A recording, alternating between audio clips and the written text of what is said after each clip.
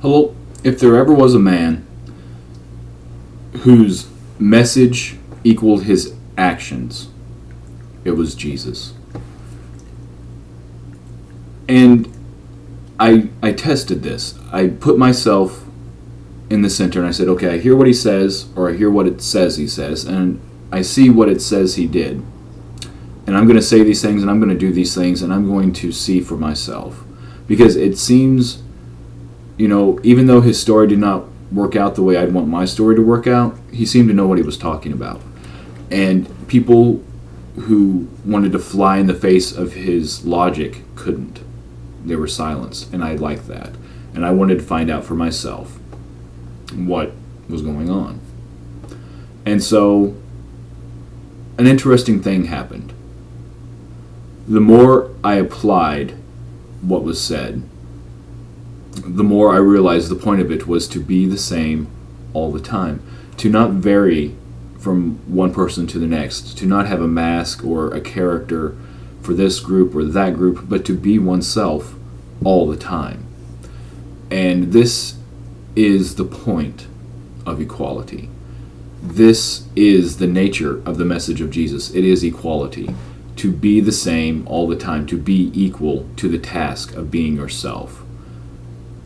And when one applies equality 100% of the time, completely, it also applies to God. That is, physically, substantively,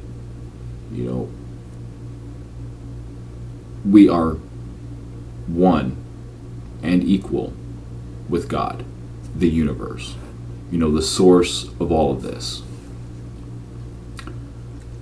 And when one is equal to God, there is no thing or object or entity that can be called God, because God in and of itself exists above and beyond everything else. And when one is equal to God, there is no God.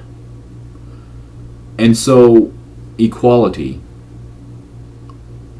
is the sort of dogma of the true religion called atheism. That is, there is no God, because we are all one and equal. And that is the message of Jesus. That truly is an irony of history, that such a thing could have come from Jesus and call itself the true religion of Christianity.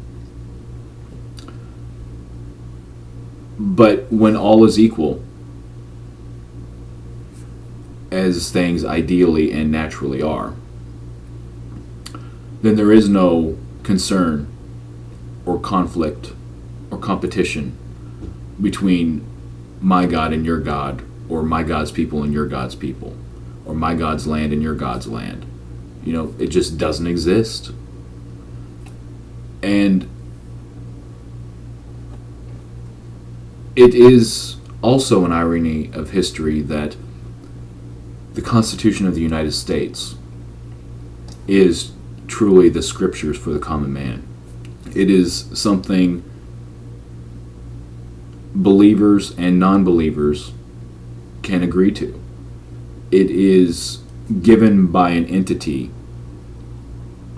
truly for the benefit of the people. And in this gift, that entity, that lawgiver, recognizes its source as the people. Never has that been done before. It may have started 2,000 years ago with Jesus, but it was not codified into law by the people, for the people, of the people. It was not. That is truly a spectacular moment. And, that is why Jesus Christ is a super atheist, because not only did he bring about this idea, he brought about, I would say, what it took, whatever it was that it took to bring about that message throughout the ages. he didn't just bring the message, he brought the tools to convey and perpetuate that message, whatever it was. And that is super. And I thank you.